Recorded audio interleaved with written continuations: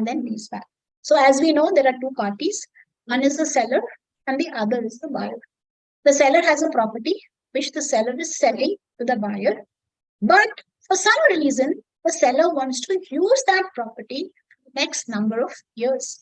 So what it does, it leases the property back to the seller. Now I'll give you an example just as a thought. Okay.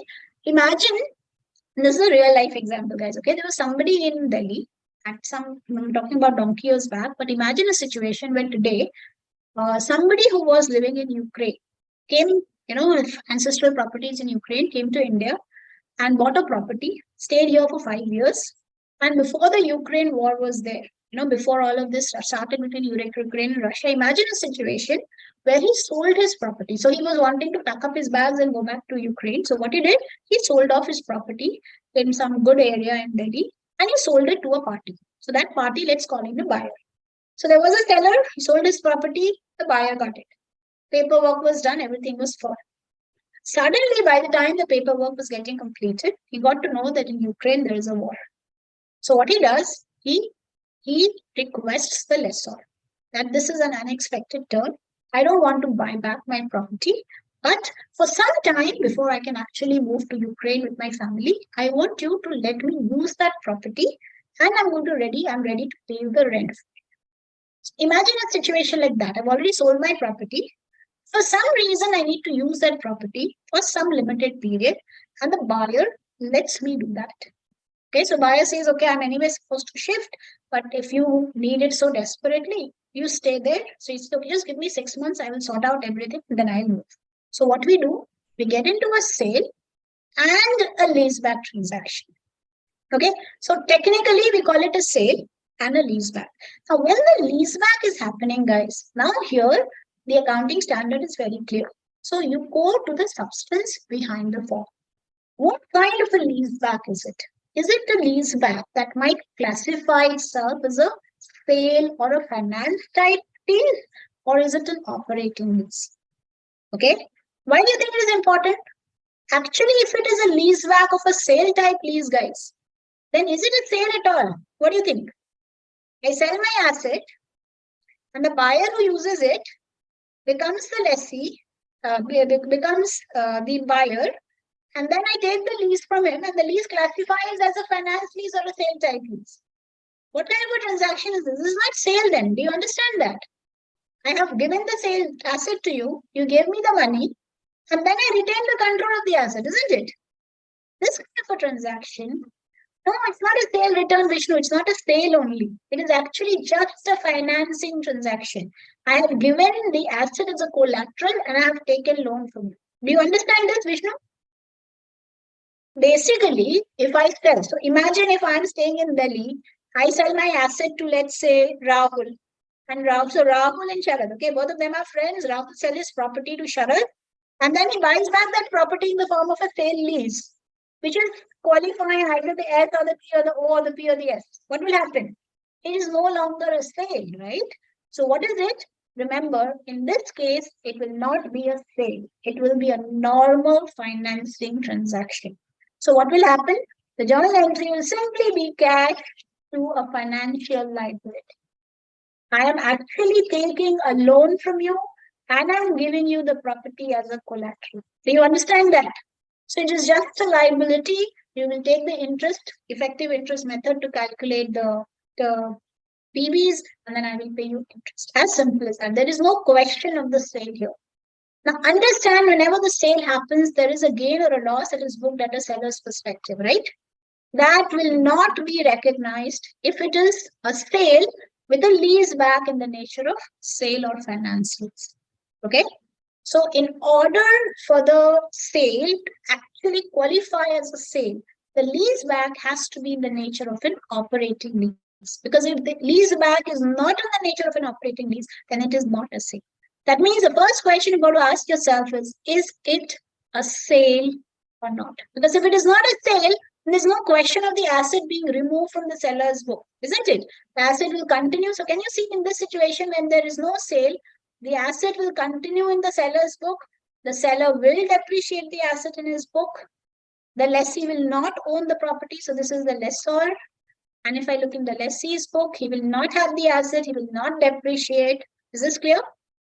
But if it is a sale and an operating leaseback, the example that I just gave you. So generally when we say sale and leaseback, we are looking at this scenario. So the moment I'm saying sale and leaseback, I'm looking at a proper sale and then the leaseback for a short tenure where it is an operating lease. So when that happens, I am going to classify it as a sale. So the gain or the loss will be booked. And then when there's an operating leaseback, then we're going to follow the rules of operating leaseback. That means in case if it's operating leaseback, what do? We just bring an ROU asset and the liability, and then we book the interest. You remember, no interest, only the lease expense. We'll follow the same thing that we did for operating leases. Is that clear? Because now the lessee, the seller becomes a lessee, right? Again, so what is going to happen in the operating leaseback? The seller will record a sale, will take down the asset, recognize any gain or a loss. We'll see what it means by off-balance sheet transaction, okay? And count for the leaseback of the asset. Okay, so basically the first one is not our main concern. The second one is the main concern, right? So if I look, there are 4 different stages of a sale and an operating leaseback. Okay. The first stage is you need to understand whether what is happening is actually happening at fair value or not.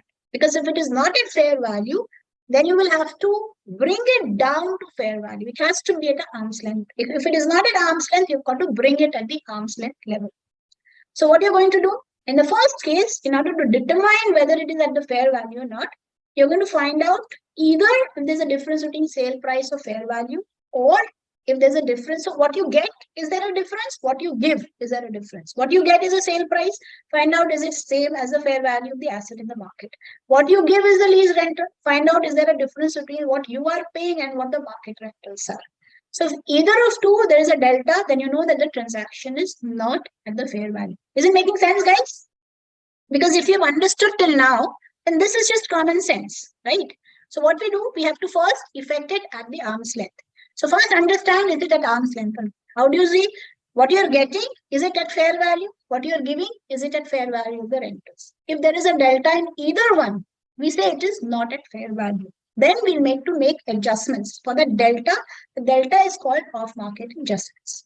So how do you do that? We say, okay, go to the next step. If the transaction is at fair value, then very good. Then you don't get into the fair value concept at all. Find out the selling price of the asset, find out the carrying value of the asset. The delta will be your gain or loss. If it is at arm's length, then it's a very simple transaction. Book the sale, record the gain, and record the operating leaseback. As simple as that. If it is not at fair value, then first question is find out what is the fair value delta. 1 second. Is this clear? If it is not at fair value, then when you calculate the gain or the loss, do not find out what is the selling price, guys. That means I would have sold at a higher or a lower rate. Find out what is the fair value of the asset, because the gain or the loss that you can book will always be only at the fair value. Okay? Then what do? You need to make the adjustments for the fair value delta. How do you make the adjustments? This I'll just explain via an example. Otherwise, very difficult to memorize this. If what you're getting is more, then basically you're taking in more liability. And if what you're getting is lower, if the fair value is higher, then you're paying it as a prepaid rent. I will just take a question rather than doing it as a theory. Let's take it from a question and then link it back to the theory. Okay, that will make more sense. Okay, look at this question, guys. Okay, if you understand this question, you've understood the concept of sale leaseback. Okay, see this. S company held furniture in its books with an original purchase price of $500,000, remaining useful life of 10 years, and a carrying amount of 450. That means what I have in my books is valued at 415 in my books. On 1st of January, year 3, so after 2 years, the company sold the furniture for what value? So the selling price becomes 4.9. The furniture at the time of sale had a fair market value of 470. Stop. Can you tell me what is the actual gain that should be booked? What is the actual gain? If I would record it at fair value, what is the actual gain that I should have booked in my books? Yes, guys? Write it in the chat panel. What is the actual gain that I should be booking in my books? The value. Is this clear? The delta between this and this. 55. How much am I actually getting from you? I'm getting 490. I'm getting more. Basically, this extra 20 is my financial liability. Is this not clear, guys? Have you understood this or not? So typically, what is the journal entry I will pass? I've got cash at how much? At 490. I will take away the machine at 500 net of accumulated depreciation of 85. Yes or no? And I will book the gain or loss in my books at only 55K, and the balance will be my financial liability.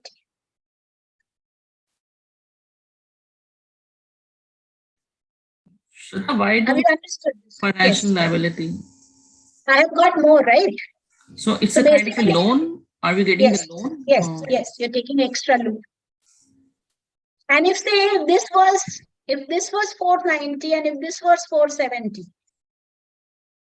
then the actual gain you would have booked will be at 75. And you would say, can you understand this?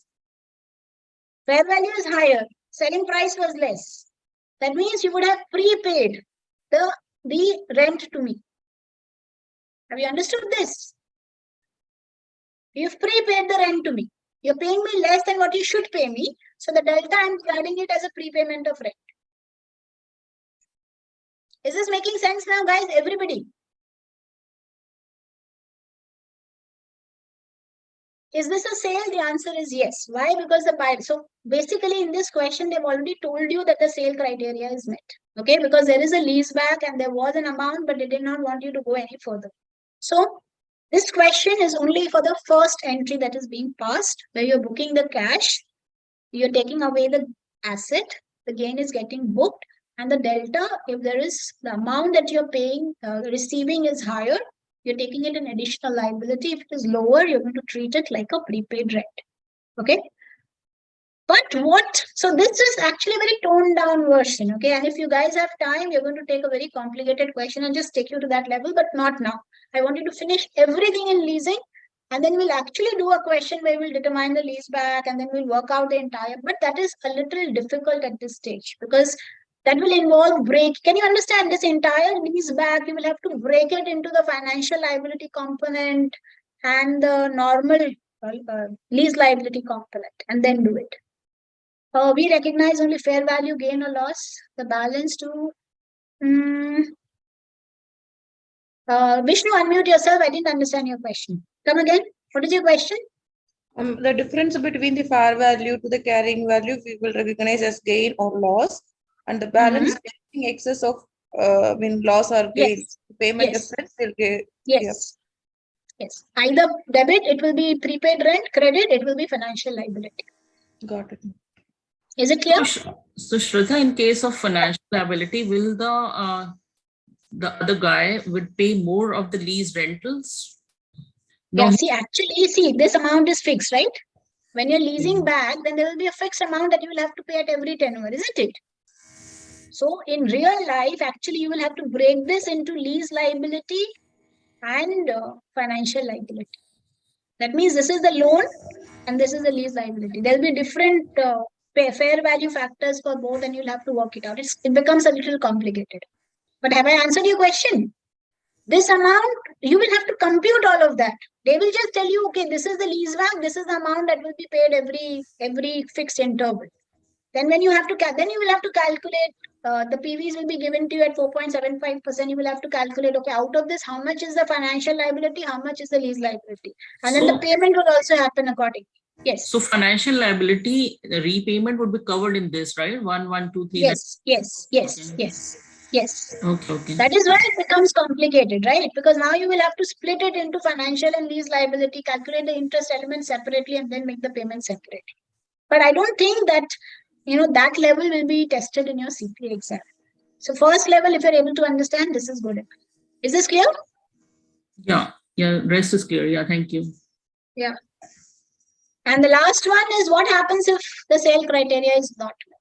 What if it is not a sale and a lease back? Then what will you do?